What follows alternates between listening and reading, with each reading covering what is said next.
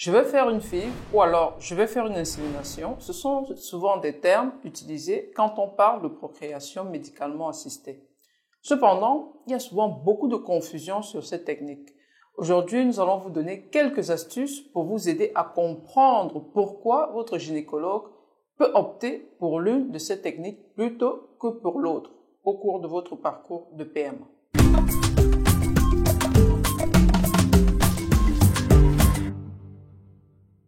Salut à tous, je suis le Dr Ngayam, médecin anesthésiste et responsable de l'entreprise Domaine Médical à Barcelone.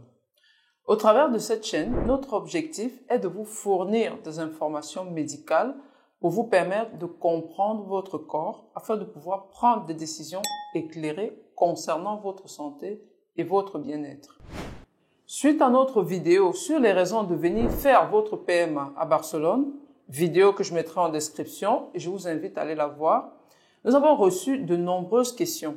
Aujourd'hui, nous revenons à nouveau sur le sujet de la procréation médicalement assistée pour vous apporter davantage d'éclaircissements sur les différentes techniques employées.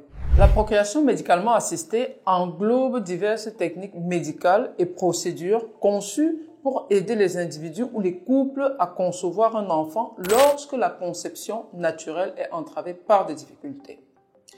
Avant de vous parler du processus de la PMA, faisons d'abord un stop sur le fonctionnement normal lors de la reproduction. Le premier élément clé est l'ovulation.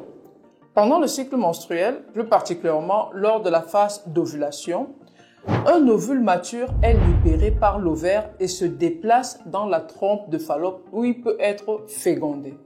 Après cette première étape de l'ovulation, vient la phase de la rencontre avec les prétendants, les spermatozoïdes. Lors des rapports sexuels, des millions de spermatozoïdes sont déposés dans le vagin.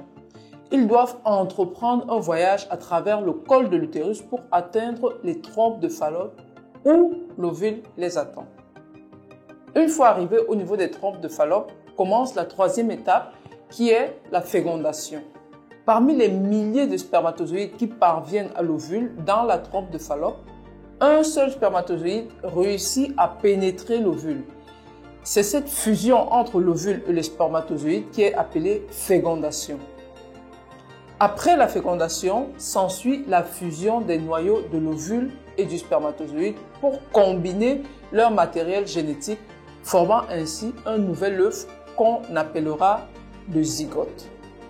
Ce zygote commence alors à subir de nombreuses divisions cellulaires pour former un embryon à plusieurs cellules qui se déplacera dans la trompe de Fallope en direction de l'utérus. Après son voyage à travers la trompe de Fallope jusqu'à l'utérus, survient la phase d'implantation, où l'embryon s'implante et adhère à la muqueuse utérine. Une fois implanté, il commence à libérer des signaux chimiques et empêche l'utérus de rejeter l'embryon. Et pour couronner dans tout ce processus, le développement de l'embryon en fœtus se poursuit au cours des semaines suivantes. Le placenta, qui sert de liaison entre la mère et le fœtus, se forme pour assurer la fourniture des nutriments et de l'oxygène nécessaire à la croissance du fœtus tout au long de la grossesse.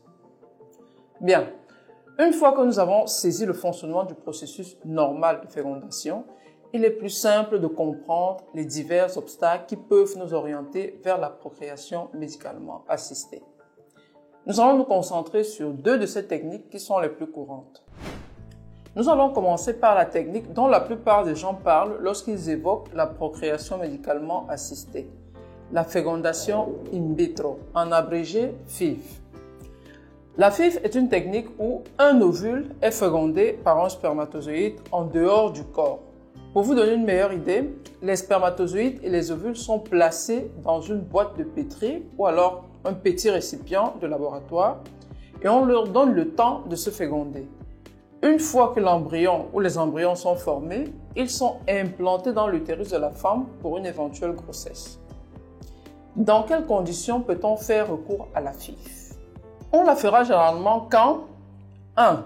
Il y a des problèmes d'ovulation, c'est-à-dire parce que vous ne produisez pas assez d'ovules ou alors ceux que vous produisez sont de mauvaise qualité. Les causes peuvent être diverses, l'obésité, les maladies de l'ovaire comme le syndrome d'ovaire polycystique, des problèmes de thyroïde ou même le stress. La deuxième raison pour laquelle on peut faire recours à la FIV est l'obstruction des trompes de Fallope. Dans cette situation, les spermatozoïdes ne peuvent pas atteindre l'ovule en raison d'un blocage au niveau des trompes. L'une des principales causes d'obstruction peut être la conséquence des maladies sexuellement transmissibles comme la chlamydia ou la gonorrhée. La troisième raison, souvent liée au cas d'infertilité inexpliquée, c'est-à-dire les deux partenaires ou la mère seule, après des examens approfondis, ne présentent pas de signes ou de symptômes justifiant l'infertilité. Cependant, malgré plusieurs années d'essais, aucune fécondation naturelle n'a eu lieu. La quatrième raison de la FIV est en cas d'infertilité masculine sévère, conséquence de la mauvaise qualité ou quantité de spermatozoïdes ou encore pour une absence d'éjaculation. Cela se traduit par le fait que les spermatozoïdes ne sont pas capables d'arriver jusqu'à la trompe de Fallope pour réaliser la fécondation de l'ovule qui les attend. Enfin, une autre raison qui peut vous conduire à la FIV est une maladie de l'utérus comme des myomes ou l'endométriose.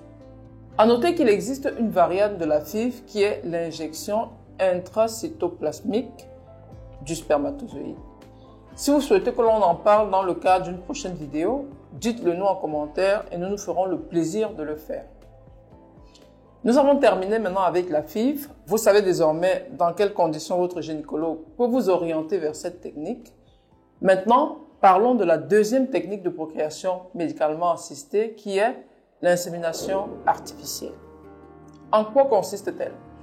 L'insémination artificielle consiste à introduire le sperme préparé directement dans l'utérus de la femme à l'aide d'une pipette mince. On recollecte les spermatozoïdes de bonne qualité et on l'introduit dans l'utérus, pas dans le vagin comme lors des rapports sexuels, sinon directement dans l'utérus. L'objectif est de raccourcir le chemin à parcourir par les spermatozoïdes pour aller féconder l'ovule. Dans quel cas a-t-on recours à cette technique? Dans les cas d'infertilité masculine, comme pour la FIV. Mais avec la différence qu'ici, les facteurs d'infertilité sont légers, comme par exemple lorsque la mobilité des spermatozoïdes sont réduites.